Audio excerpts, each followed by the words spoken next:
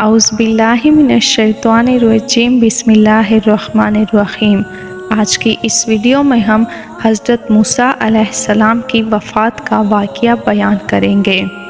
حضرت ابو ہریرہ رضی اللہ سے مروی ہے کہ ملک الموت کو حضرت موسیٰ علیہ السلام کی طرف بھیجا گیا۔ جب وہ آپ کے پاس پہنچے تو آپ نے اسے ایک تپڑ مارا تو ملک الموت واپس اپنے رب کے پاس پہنچے اور عرض کیا کہ آپ نے مجھے ایسے بندے کے پاس بھیجا جو موت کا ارادہ نہیں رکھتے۔ اللہ نے فرمایا، واپس جاؤ اور اس کو کہو کہ بیل کے پشت پر ہاتھ رکھے تو ان کے ہاتھ کے نیچے جتنے بال آ جائیں تو ہر بال کے بدلے میں 1 سال کی زندگی ملے گی۔ حضرت موسیٰ علیہ السلام نے پوچھا، اے پروردگار، پھر کیا ہوگا؟ فرمایا، پھر موت ہے۔ فرمایا، تو اب ہی صحیح۔ پھر فرمایا کہ حضرت موسیٰ علیہ السلام نے اللہ سے پوچھا کہ مجھے مقدس سرزمین کے قریب کر دیا جائے۔ ہجر کی طرف اشارہ کرتے ہوئے غالباً بیت المقدس مراد ہے۔ تو رسول اللہ صلی اللہ علیہ وآلہ وسلم نے فرمایا، اگر میں اس جگہ موجود ہوتا تو تم لوگوں کو کثیب احمر کے راستے میں بنی ہوئی ان کی قبر دکھاتا۔ مسند احمد میں حضرت ابو ہریرہ رضی اللہ سے مروی ہے کہ ملک الموت موسیٰ علیہ السلام کے پاس تشریف لائے اور فرمایا کہ اپنے رب کے حکم کا جواب دو، یعنی وفات کے لیے جان پیش کر دو۔ تو حضرت موسیٰ علیہ السلام نے ملک الموت کی آنکھ پر تپڑ مارا جس سے ان کی آنکھ پھوڑ دی۔ تو فرشتے نے اللہ پاک کے پاس واپس جا کر عرض کیا کہ آپ نے مجھے ایسے بندے کے پاس بھیجا جو موت نہیں چاہتا اور اس نے میری آنکھ پھوڑ دی ہے۔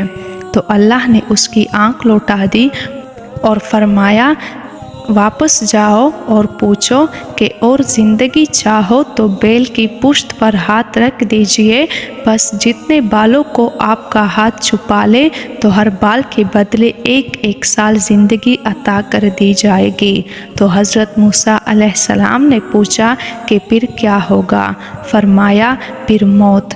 تو اس نے عرض کیا، پھر ابھی جلدی ہی صحیح، اے پروردگار رب العالمین۔ ابن حبان نے اس پر ایک اشکال فرمایا ہے اور پھر اس کا جواب تحریر فرمایا ہے۔ اشکال یہ فرمایا ہے کہ ملک الموت نے جب حضرت موسیٰ کو موت کی خبر سنائی تو حضرت موسیٰ علیہ السلام نے ان کو پہچانا نہیں، کیونکہ وہ ایسی شکل و صورت کے ساتھ آئے تھے جو موسیٰ پہچانتے نہ تھے۔ جیسا کہ حضور کے پاس جبرائیل اعرابی کے صورت میں آئے تو آپ پہچان نہ سکے، اور جس طرح فرشتے حضرت ابراہیم اور لوط علیہ السلام کے پاس نوجوان لڑکوں کی صورت میں آئے تھے تو نہ ابراہیم اور نہ لوط علیہ السلام ان کو پہچان سکے، اسی طرح حضرت موسیٰ بھی ان کو پہچان نہ سکے تھے۔ اس وجہ سے حضرت موسیٰ علیہ السلام نے ان کو تپڑ مارا جس سے فرشتے کی آنکھ بھی ضائع ہو گئی، کیونکہ وہ حضرت موسیٰ علیہ السلام کے گھر آپ کی اجازت کے بغیر داخل ہوئے تھے۔ کئی صحابہ کرام رضی اللہ سے مروی ہے کہ اللہ تعالیٰ نے حضرت موسیٰ علیہ السلام کو وحی فرمائی کہ ہارون کو فلاں فلاں پہاڑ کے پاس وفات دینے والا ہوں۔ تو موسیٰ علیہ السلام اور ہارون علیہ السلام دونوں اس پہاڑ کے پاس تشریف لے گئے۔ وہاں ایک ایسا درخت تھا جس کے مثل کوئی درخت نہ دیکھا گیا تھا، اور وہاں ایک گھر بھی تعمیر شدہ تھا اور اس میں ایک چرپائی پر بستر بچھا ہوا تھا اور اس سے عمدہ خوشبو مہک رہی تھی۔ جب ہارون علیہ السلام نے وہاں پہاڑ، درخت، پھر مکان کے اندر عجیب پسندیدہ اشیاء دیکھی تو ان چیزوں نے ان کے دل کو بہت لبھایا، اور حضرت موسیٰ سے عرض کیا، اے موسیٰ، میں چاہتا ہوں کہ اس چرپائی پر لیٹوں۔ تو موسیٰ نے فرمایا، سو جاؤ۔ حضرت ہارون علیہ السلام نے عرض کیا، لیکن مجھے خوف ہے کہ اس مکان کا مالک آ جائے اور مجھ پر ناراض ہو جائے۔ تو موسیٰ علیہ السلام نے فرمایا، مت ڈرو، میں اس کو کافی ہو جاؤں گا۔ آپ سو جائے۔ تو عرض کیا اے موسیٰ آپ بھی میرے ساتھ سو جائے، اگر مالک مکان آیا تو دونوں پر غصہ ہوگا، لہٰذا دونوں سو گئے۔ لیکن موت نے صرف حضرت ہارون علیہ السلام کو اچک لیا۔ پھر حضرت موسیٰ علیہ السلام نے خواب میں ان کو دیکھا تو حضرت ہارون علیہ السلام نے عرض کیا اے موسیٰ آپ نے مجھے فریب میں مبتلا کر دیا۔ پھر موسیٰ اٹھے تو وہاں کچھ بھی نہ تھا، درخت، چارپائی سمیت ہارون علیہ السلام سب کچھ آسمان پر پہنچ گیا تھا۔ پھر موسیٰ اپنی قوم کے پاس تشریف لائے تو لوگوں نے افواہ پھیلانا شروع کر دی کہ موسیٰ نے ہارون کو قتل کر دیا ہے، اور وہ ہارون پر حسد کرتے تھے کہ بنی اسرائیل کی ان سے محبت زیادہ کیوں ہے، چونکہ ہارون علیہ السلام بنسبت موسیٰ کے زیادہ نرم مزاج اور سختیوں کو ان سے دفع کرنے والے تھے، اور موسیٰ علیہ السلام کچھ طبعاً سخت مزاج تھے۔ تو یہ بات موسیٰ علیہ السلام کو پہنچی تو انہوں نے فرمایا افسوس تم پر، کیا میں خود اپنے ہی بھائی کو قتل کروں گا؟ لیکن جب لوگ افواہوں سے باز نہ آئے تو حضرت موسیٰ نے دعا کی تو اللہ نے حضرت ہارون علیہ السلام کو چرپائی سمیت دکھلایا۔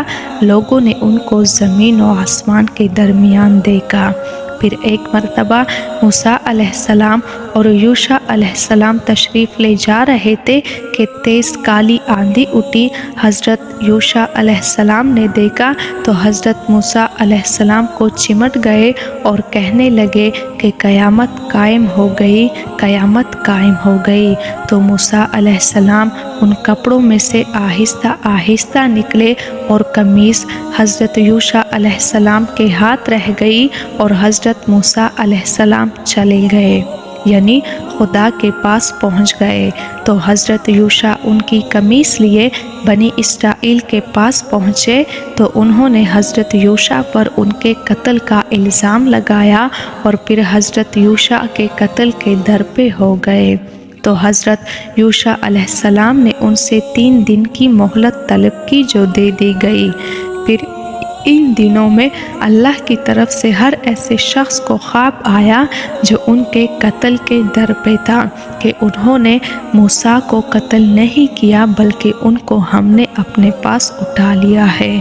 پھر کہیں جا کر بنی اسرائیل نے حضرت یوشع علیہ السلام کو چھوڑا اور حضرت موسیٰ علیہ السلام کے ساتھ سب نے جبارین کی بستی یعنی بیت المقدس میں جانے سے انکار کر دیا تھا، سوائے حضرت یوشع علیہ السلام بن نون اور کالب بن یوفا کے، اور یہ کالب حضرت موسیٰ اور ہارون کی ہمشیرہ مریم کے شوہر تھے۔